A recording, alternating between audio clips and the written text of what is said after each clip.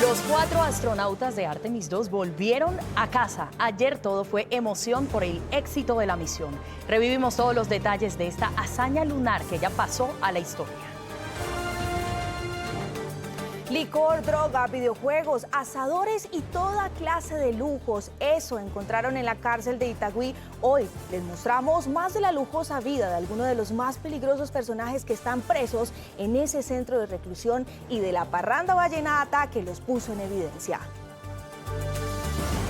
Tras las recientes declaraciones del gobierno nacional, hablamos con la secretaria de Ambiente de la ciudad acerca de la calidad del aire, pero además nos cuestionamos cómo funcionan estas estaciones ubicadas en Bogotá. En minutos les tenemos todos los detalles.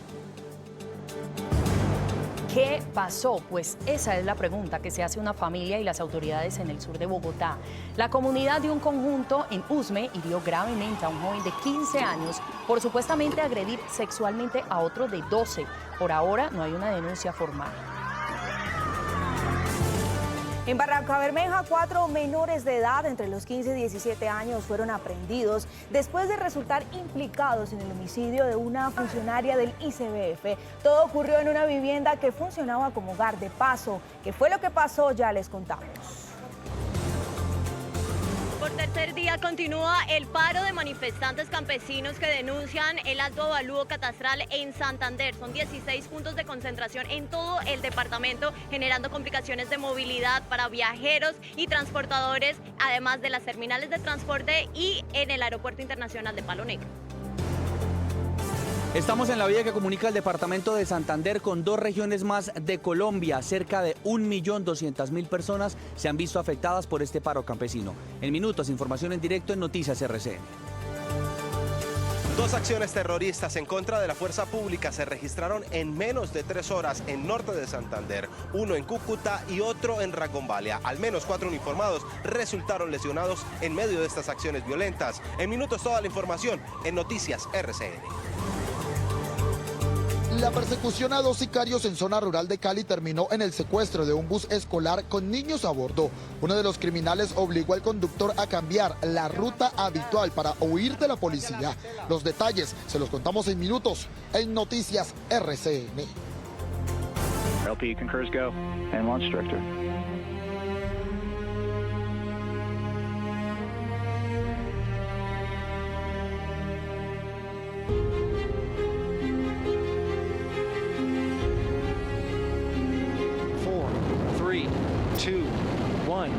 Booster ignition and liftoff. The crew of Artemis 2 now bound for the moon.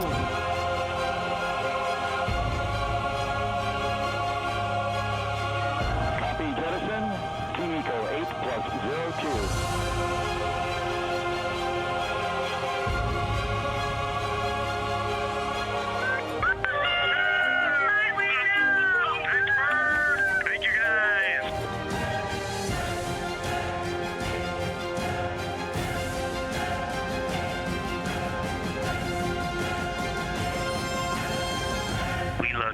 From the moon. 30 seconds now until we expect loss of signal.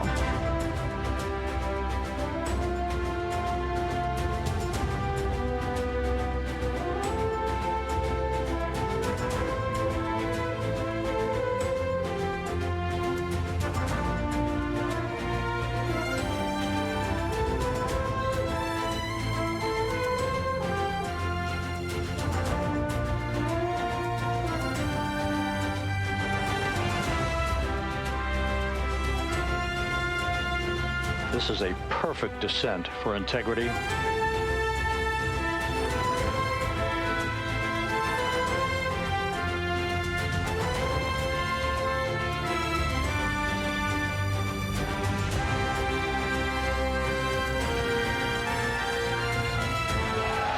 can hear it.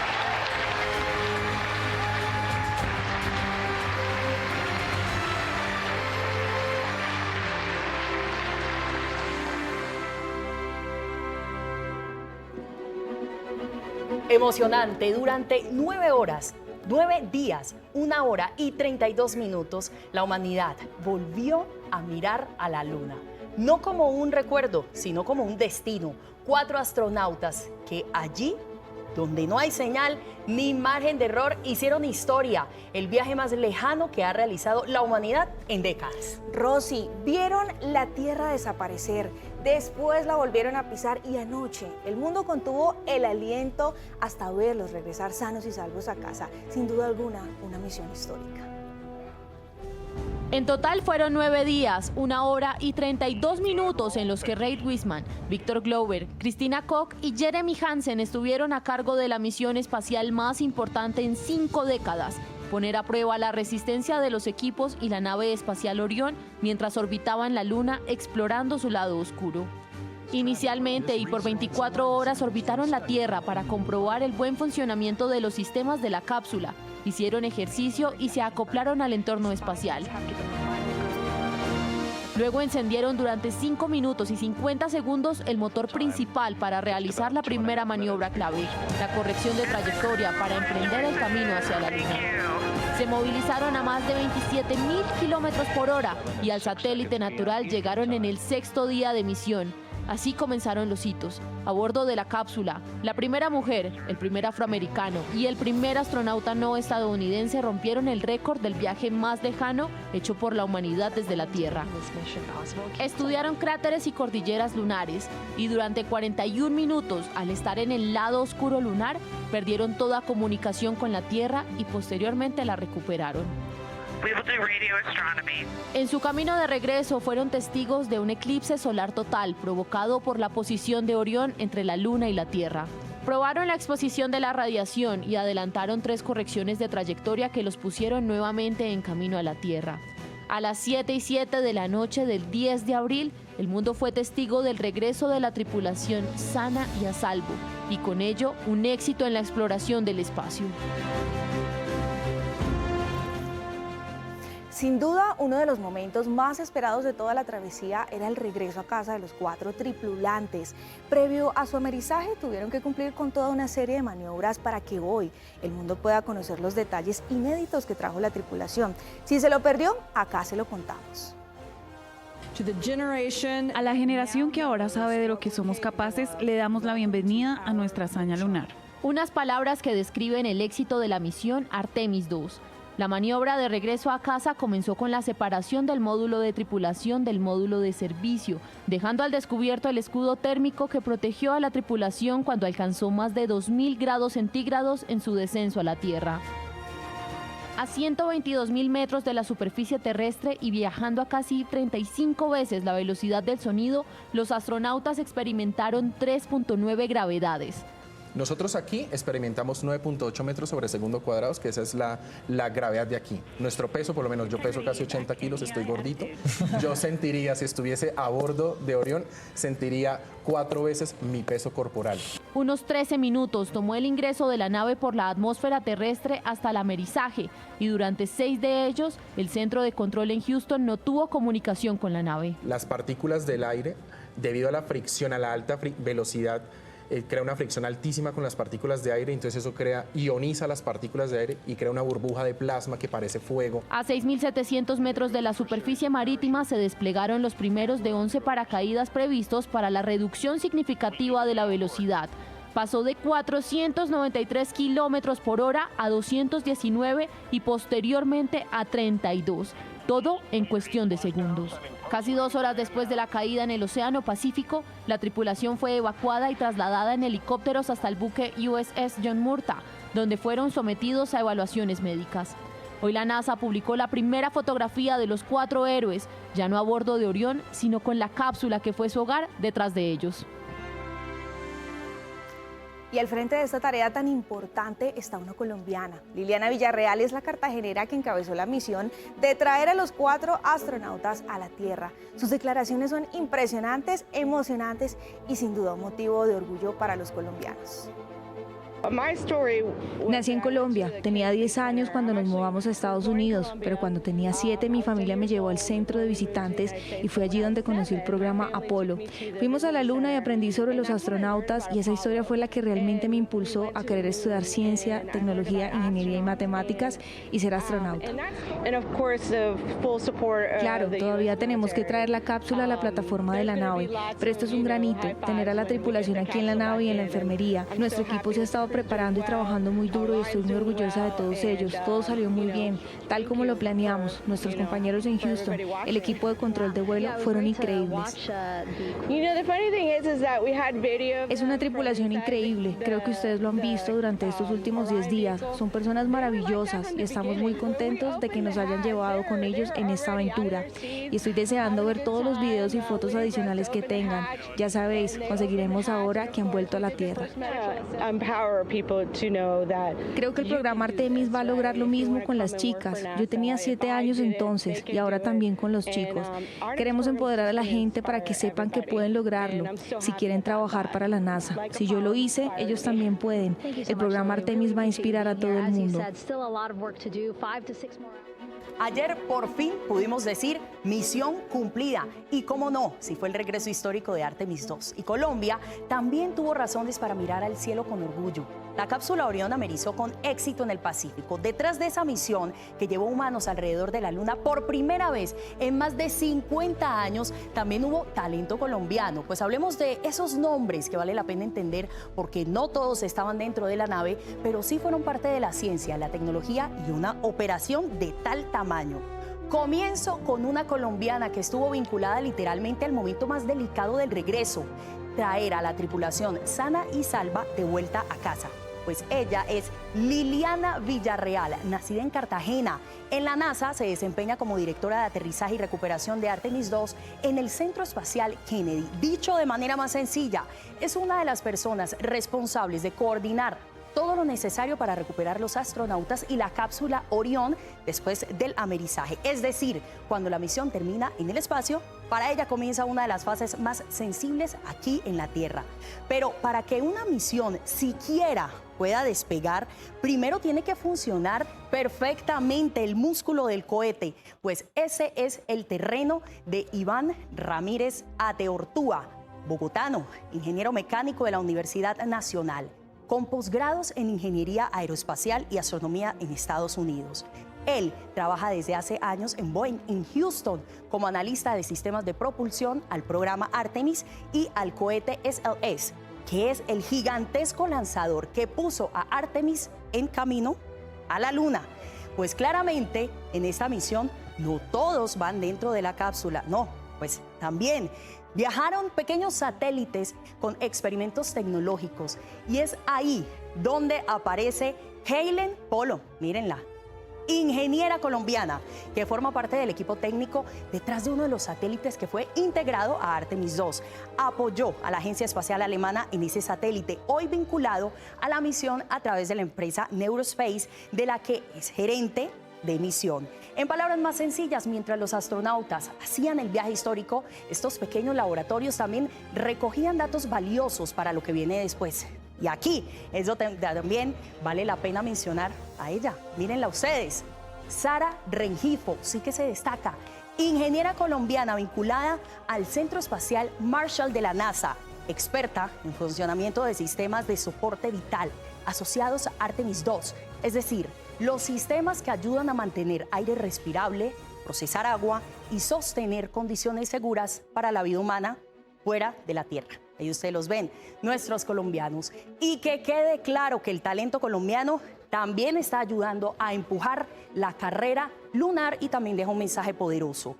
No importa en qué región de Colombia, sea un niño o joven, soñar con llegar a la ciencia, la ingeniería o al espacio, sí es posible, porque cuando una historia inspira a nuevas generaciones, también podemos decir misión cumplida.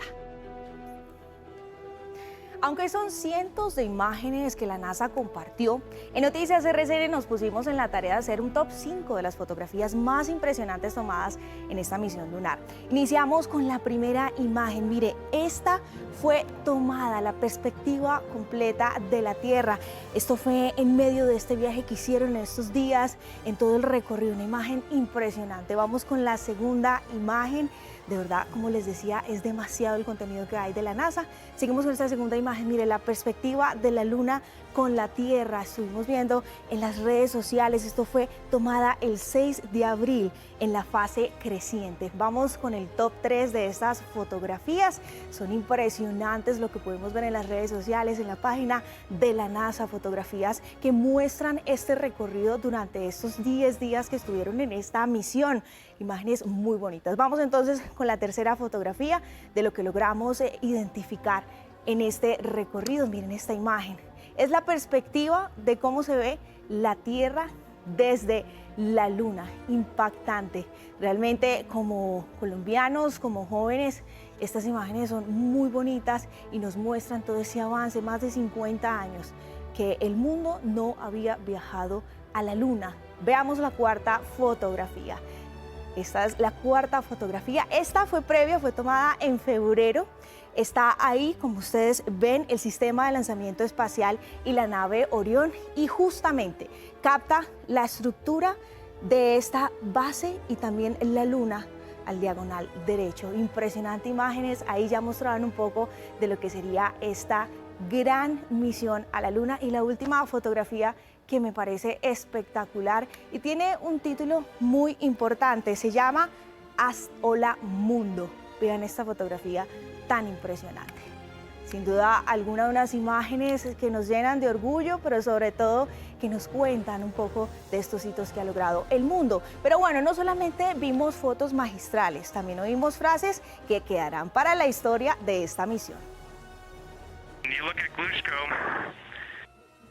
and it's just to the northwest of that, at the same latitude as Ohm, and it's a bright spot on the moon. And we would like to call it Carol, and you spell that C-A-R-R-O-L-L. Hey, babe. I love you from the moon. We'll visit again. We will construct science outposts. We will drive rovers. We will do radio astronomy. We will found companies. We will bolster industry. We will inspire. But ultimately, we will always choose Earth. We will always choose each other. Y siempre hablamos de los 4 tripulantes, pero no vamos a pasar por alto que había un quinto ocupante, Marcela, en la cápsula Orión. Se trata de Rice. No es un astronauta, pero también viajó a la Luna. Rice es un peluche que se convirtió en uno de los símbolos de la misión Artemis 2. Rosy, su tarea, marcar el momento exacto en que los astronautas entraban en gravedad cero. Pero oigan esto, detrás de su diseño está un niño de 8 años. Algunos de ustedes ya habrán visto a Rice, que además de ser tierno y esponjoso fue el indicador de gravedad cero de la misión Artemis 2. Pero, ¿cómo empezó todo? Recapitulemos. Según los expertos, empacar para un viaje a la Luna es muy parecido a cualquier otro. Se necesita ropa, comida, un mapa y hasta un juguete favorito. Sin embargo, este juguete tenía una tarea muy especial. Aunque no es un instrumento científico, cumple una función clave: ayudar a los astronautas a identificar cuando entran en gravedad cero. Fue así como se abrió una convocatoria internacional en la que participaron más de 50 países, recibiendo más de 2.600 diseños. Al final nos quedamos con uno llamado Rice. Fue un diseño inspirado en la foto Air Rice tomada durante la misión Apolo 8, que es muy especial para nuestra tripulación. El diseño ganador fue Rice, inspirado en la icónica imagen de la Tierra vista desde la Luna. Detrás de esta creación está Lucas G., un niño de tan solo 8 años, estudiante de primaria que ya sueña con trabajar en la NASA. Hoy, ese mismo niño no solo vio su idea viajar alrededor de la Luna, sino que junto a su familia visitó las instalaciones de la NASA para presenciar el regreso de la tripulación de Artemis 2 a la Tierra. Y esta misión tuvo atención del mundo entero. Ana, las redes sociales explotaron con todo el contenido de Artemis 2. Adelante. Hola Rosy, ¿qué tal? Un cordial saludo. Claro que sí, las redes sociales fueron ese punto donde muchos jóvenes encontraron motivación. Así como seguramente usted y yo cuando éramos niñas decíamos quiero llegar a ser periodista, están haciendo que los niños hoy digan quiero llegar a ser astronauta y por qué no lograrlo como ya lo vimos que lo hicieron nuestros colombianos. La y los astronautas que participaron en la misión Artemis 2 alguna vez fueron niños que soñaban con ir a la Luna y lo lograron.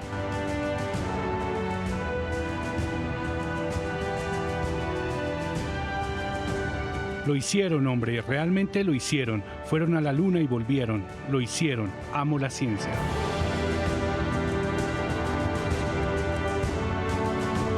Lágrimas de felicidad. Tan orgullosos del equipo y cada persona detrás de la misión Artemis II.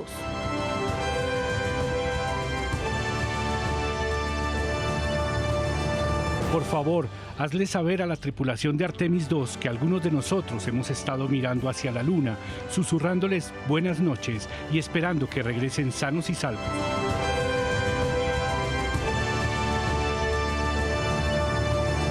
El nivel de excelencia, el nivel de compromiso, el nivel de profesionalismo, el nivel de respeto mutuo y hacia la misión, eso es tan admirable.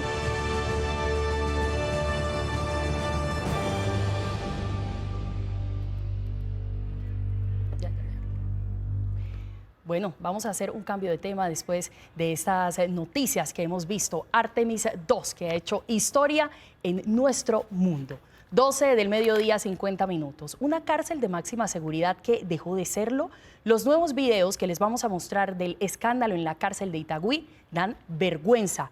Oscar, el material al que usted desde muy temprano tuvo acceso y que reveló en plataformas digitales de noticias RCN, ¿qué se ve en estos videos? Así es, Rosy, pues conocimos el circuito de vigilancia de la cárcel de Itagüí, el día de la escandalosa parranda de esta semana. Los videos quedan en evidencia cómo entraban y salían los invitados del penal como Pedro por su casa realmente. Ingreso de carros de alta gama, la llegada de Nelson Velázquez, el cantante vallenato, la falta de custodios en la puerta y hasta una mujer que horas después sale en aparente estado de embriaguez. Pero también obtuvimos el listado de los elementos incautados en la inspección hecha por las autoridades e incluso las recientes medidas adoptadas por el IMPEC. Exclusivo, Noticias RCN.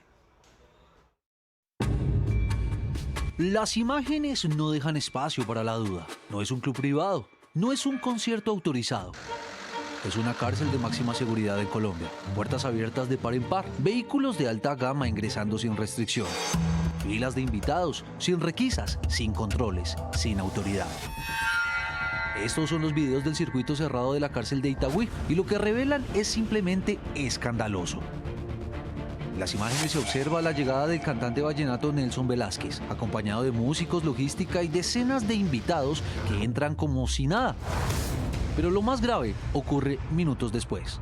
Los controles simplemente desaparecen.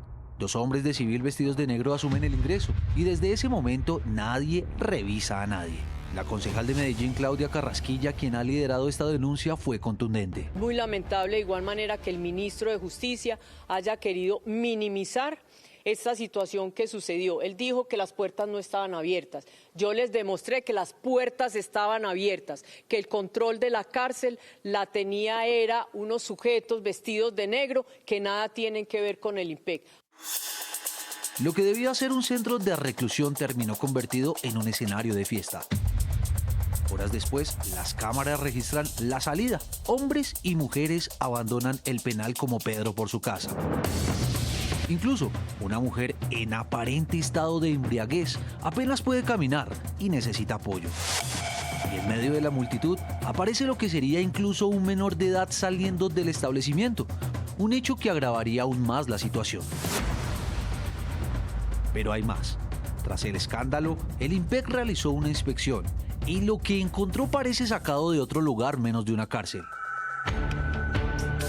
62 neveras, 7 televisores, 3 teléfonos celulares, un modem Wi-Fi, 1.323 gramos de sustancia vegetal, 271 gramos de sustancia pulverulenta, 7 barriles ahumadores y asadores, 2 hieleras, licor industrial champaña, licor industrial Smirnoff, 27 ollas freidoras, 11 ventiladores, 2 aire acondicionados, 4 baffles de sonido, un computador portátil, una tablet, 11 cabeceras de camas, 5 licuadoras y hasta un PlayStation 5, además de 6 controles para PlayStation. Electrodomésticos, muebles y equipos de sonido, elementos estrictamente prohibidos en cualquier centro penitenciario. Porque no solamente ingresaron esos 16 vehículos, sino que también ingresaron todas las personas que están alrededor de estos 23 cabecillas, que son los que le hacen o son los secuaces de ellos los que reciben las órdenes para seguir teniendo el control territorial en el municipio de Medellín. Y mientras crece la polémica, Noticias RCN conoció en exclusiva las decisiones que ya empiezan a tomarse. El IMPEC ordenó el traslado de 2 directivos del penal. El teniente Fabián León será enviado a la cárcel de Bello, a pocos minutos de Itagüí, un movimiento que desde ya genera cuestionamientos. Y Freddy Antonio Ciprián, director encargado de la cárcel de Itagüí, fue trasladado a Jamundí. Sí, la misma cárcel de donde la semana pasada se fugó un peligroso delincuente. Después de ver todas estas imágenes, la pregunta ya no es ¿qué pasó esa tarde? La verdadera pregunta es ¿quién permitió que una cárcel de máxima seguridad dejara de serlo? La construcción de suites que les mostrábamos ayer, sumado a estas imágenes que les revelamos hoy, han generado un sinnúmero de reacciones en la sociedad y en las altas esferas de la política. Algunos candidatos a la presidencia ya expresaron su rechazo sobre lo ocurrido en la cárcel de Itagüí y lo que representa además con los acercamientos de paz entre el gobierno del presidente Gustavo Petro con los cabecillas criminales allí recluidos. Otros simplemente evitaron hablar de este tema. Veamos.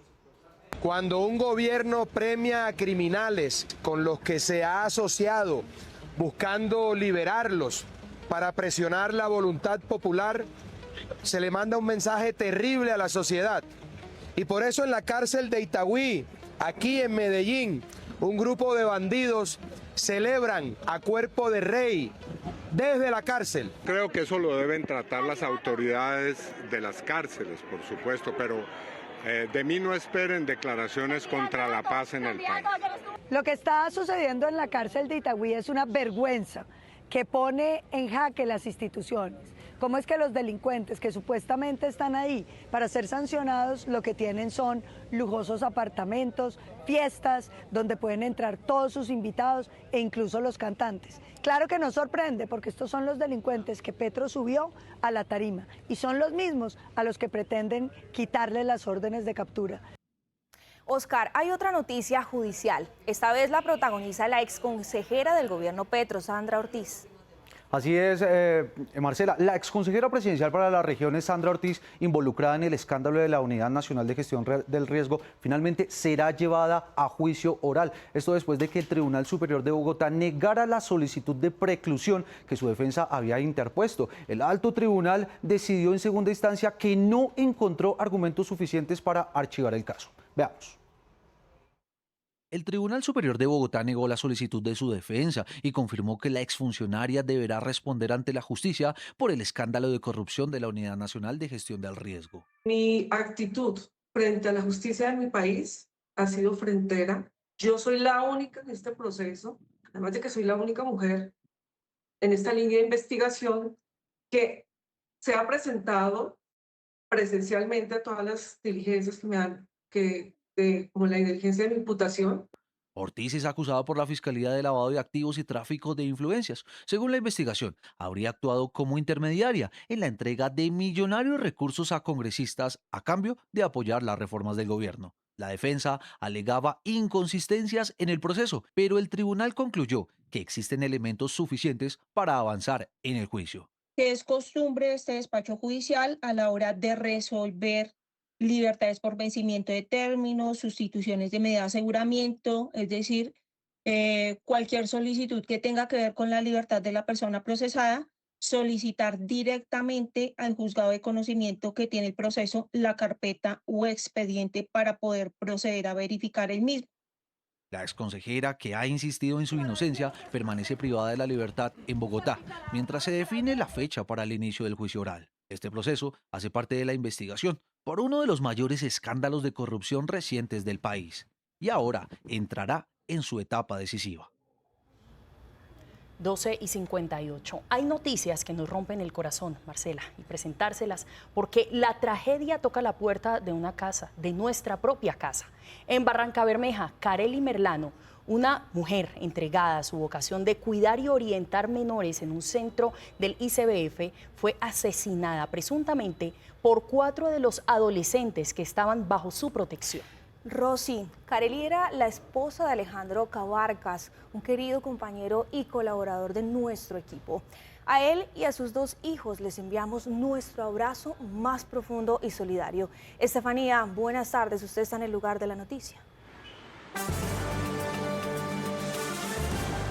Así es, muy buenas tardes. Pues demasiada conmoción ha desatado toda esta noticia en Barrancabermeja, teniendo en cuenta que Carelis Merlano, de 48 años, era una mujer bastante conocida en el distrito, especialmente por su dedicación, formación y cuidado a menores de edad en hogares de paso. En este caso fue en uno de ellos, del ICBF, donde ocurrieron los hechos. Ella ya en reiteradas ocasiones había denunciado algún tipo de intimidaciones o casos que violenten contra su vida, y aún así no había sido trasladada a otra institución. Lastimosamente, en las últimas horas se conoció que fue asesinada y 4 jóvenes fueron aprehendidos después de un plan candado que se hizo en Barrancabermeja, a quienes se les vincula de este caso. Según las autoridades, cometieron el homicidio para poder fugarse de esta institución. Pues la familia está bastante golpeada después de esto, lo que ya mencionamos, teniendo en cuenta que ella ya había anunciado que este caso podría suceder. Carelis Merlano dedicó su vida a proteger a los demás. Quienes la conocían la describen como una mujer amable, paciente y completamente entregada a su vocación como cuidadora en un centro de protección del ICBF en Barrancabermeja. Como madre de 2 hijos, tenía un instinto maternal innato para guiar a los menores. Sin embargo, ese mismo lugar donde brindaba amor se convirtió en el escenario de una tragedia. En el caso, en el lugar donde ella estaba, pues había menores que ya tenían conductas delictivas. Ella pues ya había presentado situaciones de inseguridad al interior de este hogar específicamente, y pues aún así con todo lo que había pasado, los encargados de manejar este contrato, por decirlo así, o esta fundación que está a cargo de estos hogares, insistieron en seguirla mandando a ella a ese mismo hogar. Y esas advertencias se convirtieron en una cruel realidad. En cuestión de minutos, un hecho de extrema violencia le arrebató la vida. 4 adolescentes entre los 15 y 17 años habrían, al parecer, atacado sin piedad a la mujer que los cuidaba. Habían 4 jóvenes que, al parecer, entre los 4 la tuvieron que haber asesinado. La escalofriante magnitud de la agresión fue confirmada por las autoridades. El hecho habría sido presuntamente perpetrado por 4 adolescentes que intentaban evadirse del lugar, ocasionando la muerte de la víctima mediante asfixia mecánica. Tras cometer el homicidio y lograr fugarse, las autoridades desplegaron de inmediato un plan candado en toda Barrancabermeja. La rápida reacción dio resultado. Los 4 menores fueron aprehendidos y hoy están a disposición de las autoridades. 1:01 p.m. Seguimos con otras noticias de las regiones. En norte de Santander, hoy hubo 2 atentados terroristas en contra de la policía. Uno en Cúcuta y otro en Ragombalia. 4 uniformados resultaron heridos. Brandon, buenas tardes. ¿Qué más se sabe? Compañeros televidentes, buenas tardes. Así es, precisamente es preocupante la situación de orden público en el departamento norte de Santander. En menos de 3 horas se registran estas 2 acciones violentas. La primera en la capital de norte de Santander, sobre el anillo vial oriental, sobre las 7 de la mañana. La activación de una carga explosiva al paso de una patrulla perteneciente al departamento de policía de norte de Santander. Allí un uniformado resultó lesionado, sin embargo fue atendido y se encuentra fuera de peligro. Después se registra otra acción violenta en el municipio de Ragombalia, allí cuando los uniformados atendían un llamado de la comunidad por la activación de un artefacto explosivo, estaban esperándolos para la activación de una carga más grande que dejó a un subintendente herido y a 2 patrulleros más lesionados que fueron llevados directamente al centro asistencial de esta población. La tranquilidad de este sábado en Cúcuta se vio empañada tras la activación de una carga explosiva al paso de una patrulla de la policía que se movilizaba por el anillo vial oriental, dejando un uniformado y varios civiles heridos. Este sería el 3er ataque contra la policía sobre este sector en menos de 6 meses. En el anillo vial de la ciudad de Cúcuta, frente a un centro comercial de los de mayor importancia, en donde hace 2 meses ya había un explosivo activado. Ahí queda un policía uniformado herido. 2 horas más tarde, otro atentado terrorista se registró en el municipio de Ragombalia. Uniformados acudían al lugar tras la activación de un artefacto explosivo. Sin embargo, otra carga fue detonada cuando realizaban las labores de inspección, dejando a un subintendente y 2 patrulleros lesionados. Y estamos llamando de manera inmediata a que cesen las hostilidades contra los civiles, contra la fuerza pública, que se respete el derecho internacional humanitario. Según las autoridades, el ELN estaría tras los recientes ataques en el norte de Santander. Mientras tanto, la fuerza pública se mantiene en alerta ante posibles nuevos hechos violentos. Compañeros televidentes, pues vean, cabe resaltar que este atentado que se registra en el anillo vial durante horas de la mañana es el tercero en contra de la fuerza pública en menos de 6 meses. Ya 3 patrullas han sido atacadas en este mismo sector, por ende las autoridades han indicado que redoblarán la seguridad. Además, también permanecen en alerta máxima las diferentes estaciones de policías ubicadas en los 40 municipios del departamento norte de Santander ante posibles nuevos ataques. Esta es toda la información que tenemos desde el municipio de Pamplona. Brandon Galvis, Noticias RCN. Brandon, muchísimas gracias. 1:04 p.m. Hablemos ahora del caos y la violencia que se vivieron en el sur de Bogotá por cuenta de un caso de justicia por mano propia. Un presunto caso de agresión sexual entre menores desató disturbios en un conjunto de Usme. La comunidad reaccionó y el señalado estuvo a punto de ser linchado. Sin embargo, sobre la presunta agresión hoy hay varias versiones encontradas y muchas preguntas sin resolver. A este caso, Paula Sabogal le ha hecho un seguimiento arduo. Paula, ¿qué se sabe del tema? Marcela, ¿qué tal? Buenas tardes, así es. Mire, ayer fueron muy graves los hechos de orden público que se registraron en un conjunto residencial, exactamente en el sector de La Aurora, en la localidad de Usme, al sur de Bogotá. Todo esto se habría provocado a raíz de la reacción de la comunidad que intentó hacer justicia por mano propia, luego de que se señalara a un menor de 15 años de haber agredido sexualmente a otro menor de 12 años. Sin embargo, Noticias RCN pudo conocer que no hay una denuncia formal ante las autoridades de la familia de la presunta víctima y en cambio nosotros pudimos hablar con la familia del menor de 15 años involucrado. Su madre muy conmovida y en medio del dolor que le registra pues toda esta situación, en medio de la situación médica que tiene su hijo en este momento, que se debate entre la vida y la muerte en un hospital por varias puñaladas que recibió, pues exige justicia y sobre todo a las autoridades esclarecer qué fue lo que pasó, pues asegura que su hijo es inocente y que tiene que también saber y determinar las autoridades quién o quiénes le causaron estas heridas a su hijo. Esto fue lo que conocimos de este caso. Una serie de graves disturbios desencadenaron el caos ayer en un conjunto residencial de Usme. Todo ocurrió en la noche de este viernes cuando en medio de confusos hechos la comunidad reaccionó a un supuesto caso de agresión sexual por parte de un menor de 15 años contra otro menor de 12 años. Ante los presuntos intentos de justicia por mano propia, la policía y la UNDEMO tuvieron que intervenir en el lugar para normalizar la situación y evitar que el menor señalado, que ya estaba herido, fuera linchado por la comunidad. Fue necesario hacer uso de un vehículo policial para extraer al menor de edad, presunto victimario, quien estaba lesionado, con el fin de salvaguardar su vida e integridad. En medio del procedimiento policial para sacar al menor de 15 años en una patrulla, un hombre que estaba en medio de los enfrentamientos terminó siendo atropellado. Según información oficial, el afectado se encuentra fuera de peligro. El vehículo de la policía, al salir de ese lugar, varias personas intentaron detenerlo y uno de ellos resultó lesionado. La Policía Nacional en Bogotá aperturó una investigación disciplinaria con el fin de esclarecer los hechos suscitados. Noticias RCN conoció que la familia del presunto menor abusado no ha puesto una denuncia formal por esta situación y se habría negado a recibir la asesoría de las autoridades para este tipo de casos. Por otro lado, logramos contactar a los padres del menor de 15 años involucrado, quien se encuentra gravemente herido por lesiones con arma cortopunzante en un hospital del sur de Bogotá. El menor ya fue sometido a una primera cirugía y tiene comprometido un pulmón. Porque 3 puñaladas le dieron y pues el doctor me dijo que a él le afectaron la parte del pulmón. El doctor es complicado, le toca hacerle una cirugía.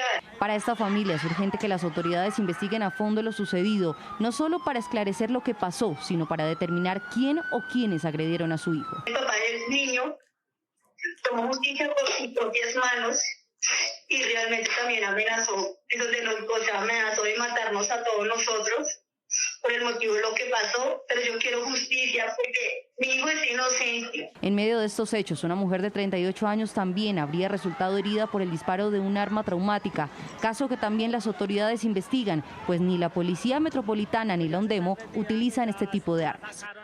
continuamos con más noticias regionales y de nuestro país. Continuamos entonces porque por tercer día continúa la travesía para viajeros y conductores que se movilizan por diferentes regiones por cuenta de los bloqueos de manifestantes contra el aumento del avalúo catastral. Estamos, ustedes ya lo ven en pantalla, en diferentes regiones de nuestro país, en norte de Santander, en Boyacá y Santander, donde se registran bloqueos en 16 puntos. Estefanía, inicio con usted. ¿Cuál es el panorama en la terminal de transporte? Marcela, muy buenas tardes. Pues le comento que al momento el panorama, las operaciones ocurren con total tranquilidad. Sin embargo, solamente 10 buses se han podido movilizar en las últimas horas después de estos bloqueos que ya completan 3 días. Los pasajeros que llegan a comprar algunos pasajes consiguen, pero se les corre hasta las horas de la tarde, hasta la noche, situación que se replica igualmente en el aeropuerto de Palo Negro, en donde los viajeros pueden llegar, pero corren el riesgo de demorar horas en las vías o en las mismas terminales a la espera de conseguir algún pasaje para poder movilizarse. Horas de incertidumbre es lo que viven los viajeros y conductores que intentan movilizarse desde y hacia Santander. A mí me cancelaron hace 2 días y de cierta manera la TAM con todo esto que ya se está manifestando tampoco ha dado aviso de nada, entonces nos ha tocado desde por lo menos hace 2 kilómetros venir así y pues todo eso está bloqueado por lo menos por 1,5 kilómetros de mulas. Para llegar al aeropuerto internacional Palo Negro en Lebrija, los viajeros deben caminar hasta 3 kilómetros. Hay niños que bajan en coches, hay personas que les ha tocado caminar desde arriba, que es bastante lejos, y hasta acá, entonces eso no se hace. Hay personas que vienen de tercera edad con 2, 3 maletas, me parece muy injusto. En las terminales de transportes la situación empeora para los viajeros que intentan ir hacia la costa, Cúcuta, Antioquia y Bogotá. Pues tenemos que esperar porque no hubo el de las 12, no hubo transporte para Málaga, porque nosotros llegamos acá desde las 10 de la mañana pensando que a las 12 había transporte, pero resulta que no, que a las 2 de la tarde. Que si al caso nos daban paso por ahí cada 3 horas y media hora no más, y los carros que pudieran pasar y el resto esperar ahí hasta que pasen otras 2 horas. El avalúo catastral aumentó en 60 municipios de Santander y mayor participación en las mesas de diálogo es la principal solicitud desde la región. El que ha cultivado piña sabe cuántos gastos se van y ahora con esos impuestos que van a resultar impagables, ¿qué vamos a hacer nosotros? En todos los puntos de protesta se tiene habilitado el paso humanitario para ambulancias y personas en situación de discapacidad. Lo que hemos logrado recopilar en información es que son 16 puntos en Santander, en rutas hacia Bogotá, en el sector de San Gil, en Cimitarra, en Sabana de Torres y en el Playón, en donde están los manifestantes reclamando una reunión, una mesa participativa en Bogotá. Es por eso que Metrogas anunció que puede haber el abastecimiento de gas en algunos sectores del desabastecimiento, de gas en algunos sectores del sur del departamento, como sería en el Páramo, en Valle de San José o también en el Socorro, debido a que los transportes no pueden movilizarse en puntos específicos de esas carreteras de Santander y esto está afectando lo que sería este abastecimiento. Ya serían tal vez 7 municipios que terminarían afectados. Rosy, nosotros seguimos acompañando a toda la situación que se presenta con los viajeros. Siga usted con más información en Noticias RCN. Claro que sí, Estefanía, y también estamos en el sector de Brisas, en la vía Bucaramanga-Barrancabermeja, que es uno de los puntos más complejos porque por esa vía se llega al centro del país y también a la costa. Giovanni Suárez, buenas tardes, adelante. Así es, compañeros televidentes de Noticias RCN, ¿qué tal? Muy buenas tardes. Estamos en otro de los puntos de bloqueo, un punto neurálgico en el departamento de Santander. Esto que ustedes ven acá es el sector conocido como Brisas, que comunica a la ciudad de Bucaramanga al fondo con la ciudad de Barrancabermeja. Son más de 6 municipios afectados, cerca de 1.300.000 personas las que viven en estos municipios que no han podido viajar. Lo que ustedes ven aquí es el panorama de todas estas personas que están protestando por el alza del impuesto predial, precisamente todo lo que ha tenido que ver con el alza en sus predios, sobre todo campesinos son los que se encuentran acá, por eso estamos con don Raúl. Don Raúl, estamos en directo en Noticias RCN. Recuérdeme, por favor, ustedes por qué están protestando, cuál es ese motivo por el cual ustedes salen a las vías nacionales. Muy buenos días, muchísimas gracias. Nosotros los campesinos estamos aquí en esta lucha indefinida por el alza de impuestos a nuestros predios rurales. Impuestos que han subido hasta en un 7.000%, predios de 100 millones de pesos a 6.000, 7.000 millones de pesos en un avalúo, lo que nos hace impagable estos impuestos. Don Raúl, muchísimas gracias por acompañarnos en Noticias RCN. Pues es la voz de los campesinos que han decidido tomarse estas vías a nivel nacional, exigiendo, entre otras cosas, sus derechos. Pues hemos construido el siguiente informe en el que hemos hablado no solamente con los campesinos, también con los comerciantes, que dicen ellos, pues aparte de que apoyan, por supuesto, también este paro, pues de alguna otra forma también se han visto afectados. Sin embargo, también han dicho que deciden mantenerse en paro hasta que se lleguen a estos consensos con el gobierno nacional. Este es el informe que hemos preparado sobre este recorrido que hemos hecho entre la vía entre Bucaramanga y la ciudad de Barrancabermeja. Completamente paralizado se encuentra el departamento de Santander por cuenta de los bloqueos de los campesinos. Así se ve desde el aire la cantidad de vehículos que han quedado represados en medio de las manifestaciones. Se trata de campesinos que han decidido tomarse las principales vías del departamento en forma de protesta ante las desmedidas alzas, dicen ellos, de los impuestos prediales de sus fincas, que tuvieron un aumento hasta del 3.000%. Fincas que son 2 hectáreas y estaban avaluadas en 180 millones de pesos y nos las subieron a más de 2.000 millones de pesos. Son fincas pequeñas. Líderes como Javier Pico no solo se encuentran muy preocupados, sino que le hacen un llamado urgente al gobierno de Gustavo Petro. El señor presidente, que por cierto es muy displicente con los campesinos, dice que somos terratenientes porque tenemos 2 hectáreas de tierra. Entonces, yo lo invito a que no se equivoque y que venga y conozca el terreno, o que mande una delegación y lo invitamos a la finca. En medio de estos bloqueos que paralizaron completamente a todo el departamento, afectando a más de 1.400.000 personas de más de 8 municipios, hay historias como las de Ángelo y Yuli, 2 ciudadanos venezolanos que vienen desde Perú y que llevan más de 6 horas esperando la reapertura de la vía para continuar con su camino hacia su país natal. Amigo, tiempo me llevo como 4 horas, tenemos 4 horas ya aquí en esta carretera, con el trancón que hay. Y bueno, yo vengo de Lima, mano, esperar lo que pase, que vamos a pasar, si Dios quiere que esto sea más rápido. Cada 6 horas los manifestantes están dando paso intermitente en esta importante vía conocida como la Troncal del Magdalena Medio, que comunica al departamento de Santander con departamentos como Antioquia y la costa atlántica. Bloqueos que completan más de 48 horas y que tienen paralizado a todo el departamento de Santander.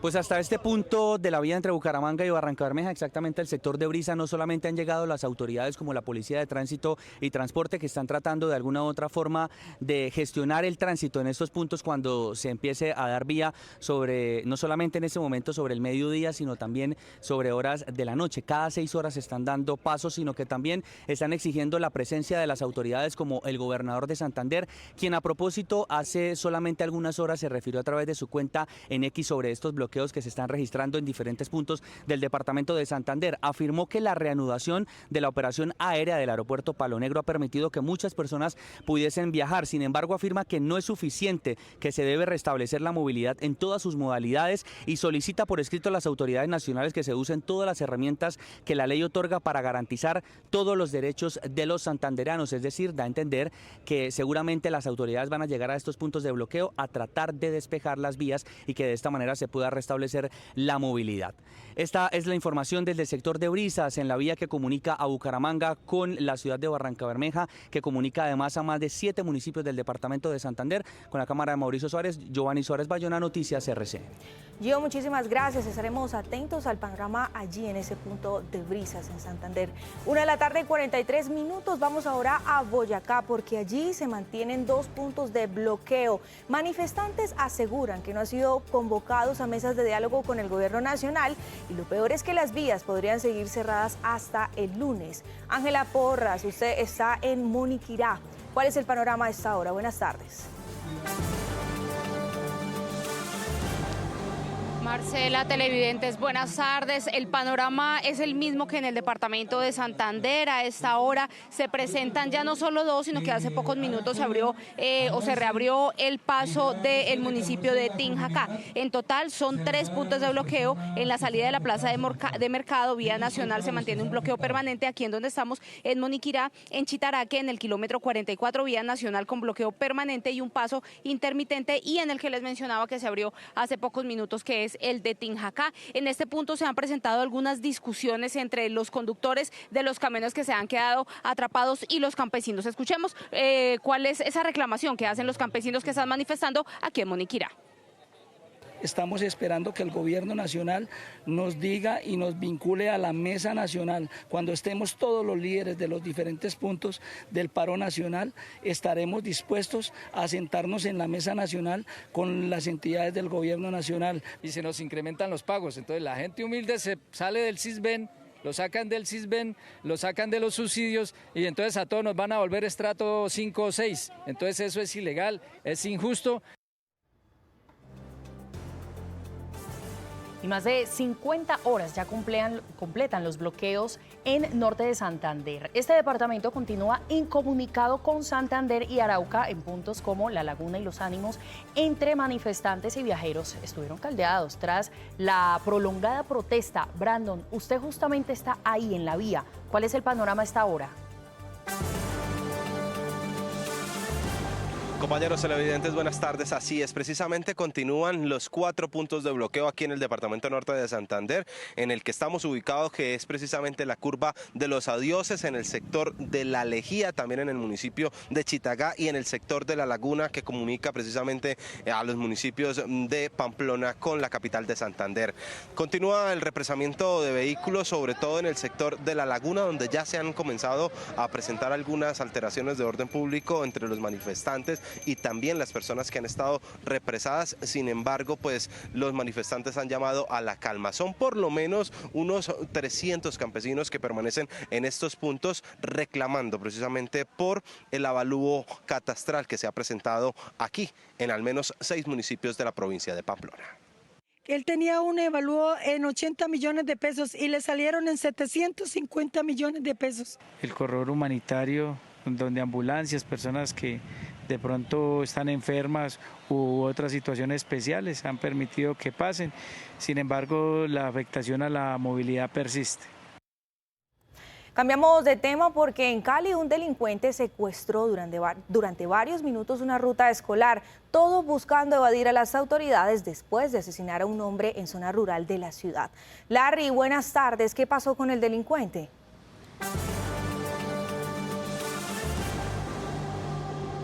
Marcela, buenas tardes. Mire, esta persecución de las autoridades se dio en zona rural de Cali, exactamente en el corregimiento de La Buitrera, cuando este hombre en compañía de otro sujeto en motocicleta dispararon en repetidas ocasiones contra 2 personas que se encontraban al interior de una finca. Al asesinar a uno de estos y otro quedar gravemente herido, pues emprendieron la huida y logró uno de estos subirse a un bus escolar, obligando al conductor de esta ruta a cambiar pues por completo el panorama y por supuesto la ruta hacia donde llevaba los niños a cada uno de sus viviendas. Lo que indican las autoridades es que se logró ubicar a el bus que se dio pues hasta Siloé y este sujeto logró huir de las autoridades. Un mega operativo para ubicar a 2 sicarios terminó en el secuestro de un bus escolar en el que iban al menos 20 niños. Uno de los criminales obligó al conductor a desviarse de la ruta para así evadir a la policía. Por cielo y tierra se desplegó fuerza pública hasta dar con el bus lleno de estudiantes. Sin embargo, el criminal logró huir. A través de un comunicado, la institución educativa La Fregnec explicó lo sucedido. Una persona externa detuvo momentáneamente el vehículo y abordó la buseta, indicando al conductor modificar temporalmente el trayecto durante algunos minutos. Posteriormente, la persona descendió del vehículo y la ruta continuó su recorrido con normalidad. Aunque la institución educativa indicó que después del secuestro el trayecto continuó con normalidad, la Personería de Cali teme por la salud mental de los pequeños. El impacto, el trauma que vivieron los jóvenes frente a esta situación donde un presunto delincuente aborda un bus escolar e intimida de alguna manera al conductor y por qué no a los menores. Un grupo especial de la policía busca a los sicarios señalados de asesinar a un hombre y dejar a otro gravemente herido. 1:56 p.m. Gracias por continuar con nosotros. La nueva EPS tiene un nuevo interventor, sí, otro. El nombramiento de Jorge Iván Ospina ha generado mucha polémica. Las voces aquí en Noticias RCN. A través de este trino, la presidencia de Colombia anunció que Jorge Iván Ospina es el nuevo agente interventor de la nueva EPS. El presidente @Petro Gustavo designó al médico Jorge Iván Ospina como nuevo interventor de la nueva EPS. Luego de que el pasado 3 de abril se venciera la resolución de la intervención de la nueva EPS, entidad con 11,5 millones de afiliados, el nombre del nuevo agente interventor ha generado polémica. Un político que conoce de salud, eso no se le puede negar, pero no cumple con el perfil para ser interventor. Es claro, la línea del gobierno no le importa la salud.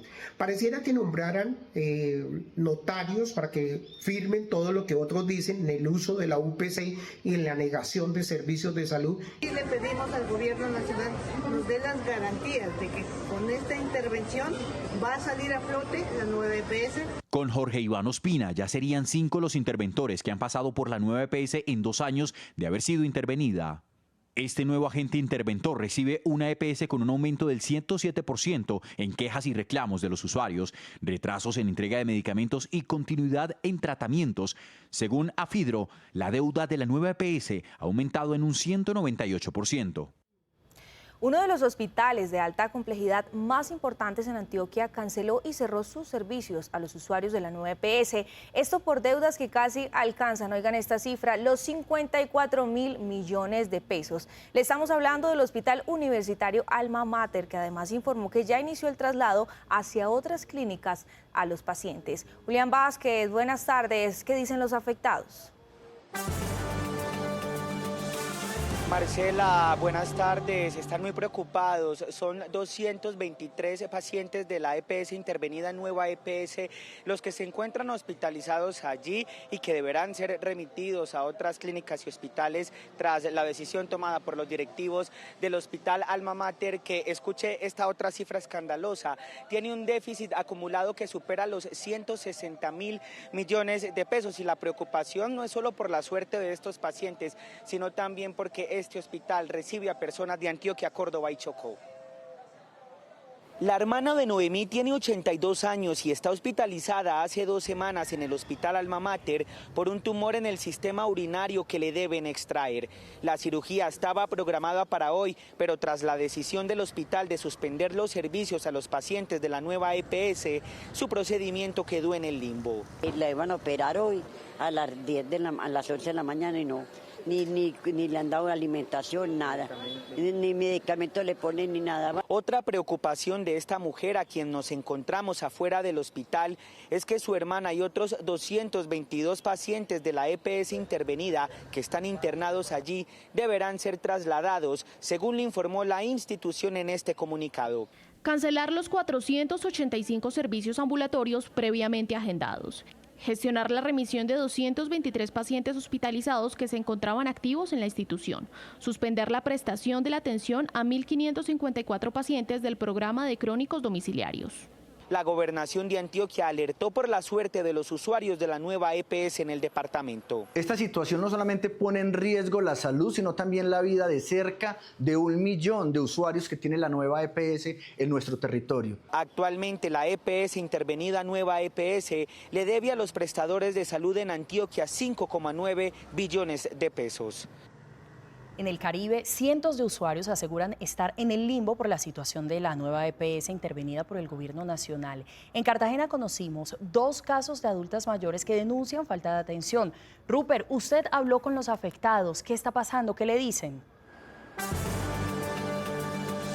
Rosy, 2 casos que evidencian la crisis, el letargo operacional de la EPS más grande que tiene el país, la nueva EPS intervenida por el gobierno nacional. Con las buenas tardes para usted y para todos los televidentes. El primer caso involucra a una adulta mayor de 90 años. Ella fue diagnosticada con Alzheimer, hipertensión y diabetes. Su familia denuncia que le fue suspendido el servicio médico de hospitalización en casa, pero además no estaría recibiendo ni los tratamientos ni los pañales necesarios para su condición de salud. El segundo caso es una adulta mayor de 70 años, quien padece un tumor maligno y están esperando una cirugía desde hace 2 meses. Su familia, las voces de ellos en el siguiente informe.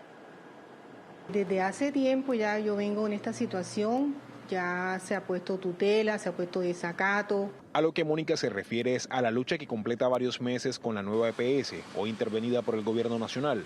Su mamá, paciente de 90 años con Alzheimer, hipertensión y diabetes, se quedó sin los servicios de atención en casa, clave para su calidad de vida. Y ellos me dicen que no ven a prestar el servicio sencillamente porque la nueva EPS no paga. Desde diciembre del año pasado, MTD me quitó la cuidadora. Yo hasta enero me tocó pagar particular, me toca comprar los pañales, los medicamentos, me dan pendientes, aquí los tengo. Y me dicen que no hay. A esto se suma la falta de entrega de pañales y medicamentos, lo que agrava aún más su condición. Entonces es una situación demasiado desgastante, estresante y ya realmente increíble que todo esto suceda. Pero no es un caso aislado. María Cristina lleva cerca de 2 meses esperando que autoricen la cirugía de su mamá, una paciente oncológica de 70 años. Prácticamente tengo a mi mamá nuevamente en la casa desde hace casi prácticamente un mes otra vez, que la saqué de la clínica. Mientras tanto, en Cartagena y Bolívar, más de 313.000 afiliados a la nueva EPS aseguran sentirse en el limbo ante las fallas en la prestación de los servicios de salud. Una familia de Tumaco, Nariño, vive momentos de angustia en Pasto. Su bebé en estado crítico permanece hospitalizado en el Hospital Infantil Los Ángeles mientras espera una remisión urgente a un centro especializado. Yuli Castillo nos cuenta. Han sido días de angustia para la familia de María Ángel Salazar, una bebé de apenas 12 días de nacida que padece de una posible cardiopatía congénita, un defecto estructural del corazón que puede afectar el flujo sanguíneo y la oxigenación del cuerpo. La bebé necesita con urgencia ser remitida a un centro cardiovascular de alta complejidad. Acá en el hospital han intentado trasladarla para otro hospital, de hecho a 6 hospitales, y no se ha podido porque en Sanar no autoriza. Y en el hospital dicen que hasta que en Sanar no autorice y no haga un pago, no se puede trasladar la niña a otro hospital. Pese a que la tutela fue respondida a favor de la familia de María Ángel en Sanar, intervenida por el gobierno, no se ha pronunciado. Ahorita en el momento tuvieron que entubarla, no está saturando, tiene la presión bajita, prácticamente se me está muriendo y en Sanar no nos soluciona nada. Pero el drama de la familia proveniente de Tumaco crece. Han tenido que asumir los gastos de varios días de hotel en Pasto y ante la falta de respuesta piden de manera urgente la autorización para el traslado y la atención especializada que la bebé requiere. 2 de la tarde, 4 minutos. Ha habido mucha polémica en Bogotá por cuenta de un trino del presidente Petro en el que habla de la calidad del aire en la ciudad. Angélica, el distrito le respondió en las cámaras de Noticias RCN. ¿Qué le dijeron las autoridades? Buenas tardes.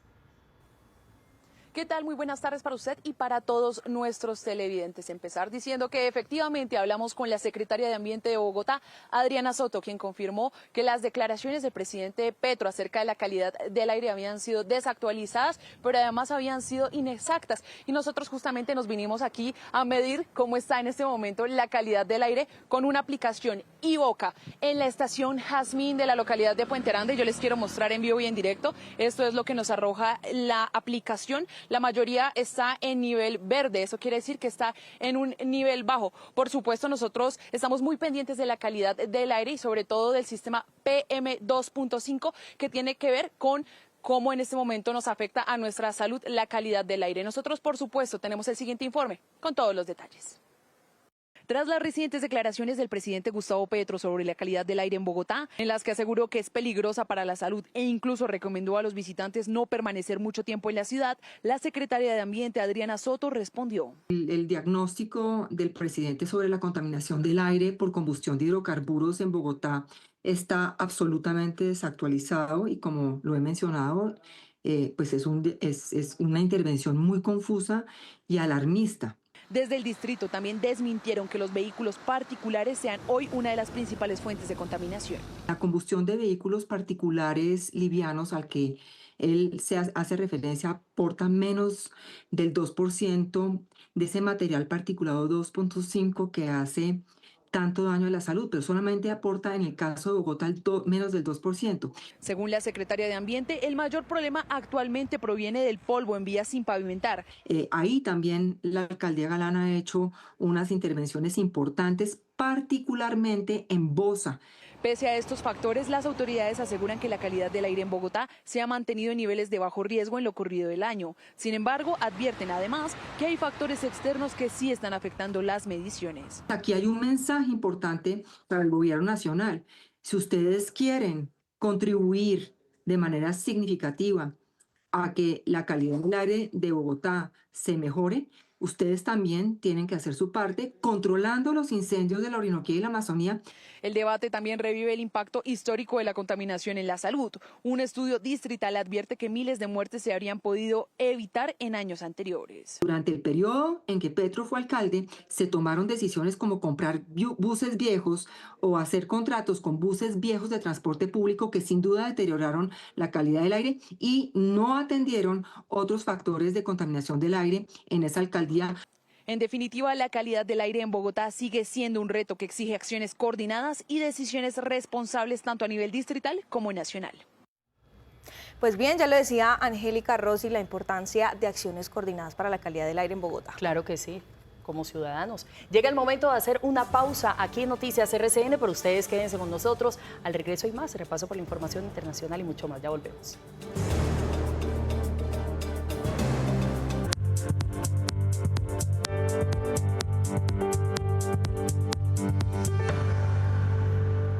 12 de la tarde, 15 minutos. En la agenda internacional estamos atentos a lo que pasa entre Estados Unidos e Irán, que iniciaron hoy negociaciones de paz en Pakistán. Pese a que avanzan las conversaciones, el punto de mayor desacuerdo sigue siendo el estrecho de Hormuz. En Islamabad continúan las negociaciones entre Estados Unidos, Israel e Irán con Pakistán como mediador. Lo que se conoce hasta el momento es que los países han intercambiado textos sobre las conversaciones internas entre sí. El presidente Donald Trump insiste en que Irán ha perdido fuerza militar y reiteró al régimen la importancia de la apertura completa del estrecho de Hormuz. Aseguró además que petroleros de todo el mundo se dirigen hacia Estados Unidos a cargar petróleo y gas. Se siguen reportando ataques en Líbano, donde bombardeos recientes, descritos como una ofensiva mayor, dejaron más de 300 muertos en un solo periodo. Todo sucede al mismo tiempo que la Armada estadounidense anuncia la retirada de 2 buques del estrecho de Hormuz.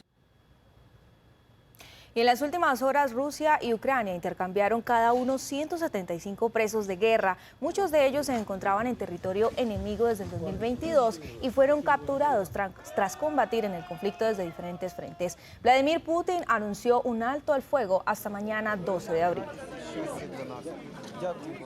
En Jerusalén, la iglesia del Santo Sepulcro, el lugar más sagrado del cristianismo, fue visitada por miles de personas que llegaron a participar en el ritual del fuego sagrado. Los fieles se reunieron en torno al edículo, el habitáculo que alberga la tumba vacía de Jesús, portando velas. El fuego que iluminó la basílica marcó la realización de esta celebración religiosa después de que la guerra con Irán limitara el acceso a estos sitios sagrados.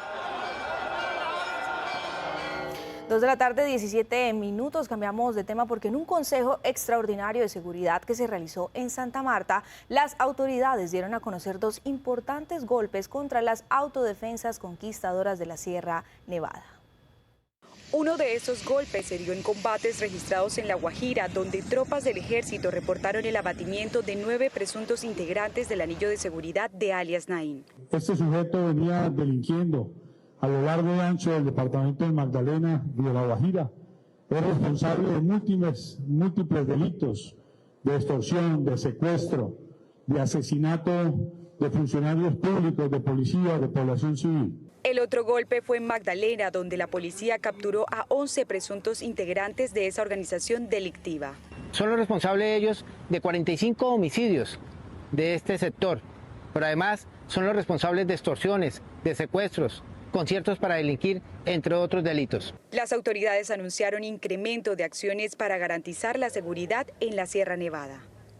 2 de la tarde, 18 minutos. Con esta información llega el momento de hacer una nueva pausa aquí en Noticias RCN, pero ustedes quédense con nosotros. Ya está lista Juliana Javid desde la Casa de los Famosos para hablarnos de toda la información del entretenimiento. Ya volvemos. Vean este domingo esta entrevista en RCN. Los que me quieren y los que no me quieren, que son más, pero que saben que este país es un país bello, que siempre tiene solución y les voy a plantear varias. Nos vemos este domingo, 7 de la noche, aquí en RCN. En Noticias RCN hablamos con todos los candidatos. Mañana a las 7 de la noche. 2 de la tarde, 26 minutos. Gracias por continuar con nosotros. Mucha atención a esto que publicó Medicina Legal en su cuenta de X. Dice que en Bogotá fueron identificados varios cuerpos, entre ellos un italiano de 65 años llamado Stromboli Pierluigi. Si usted lo conoce o tiene información sobre su familia, puede acercarse a la oficina de Medicina Legal en Bogotá. Así también llegamos al final de esta emisión de Noticias RCN. Gracias por habernos acompañado. Por supuesto, Rosy, los invitamos tarde de películas en el canal RCN. Nadie sabe para quién trabaja y los esperamos en nuestra emisión de la noche. Gracias por estar con nosotros. Feliz tarde.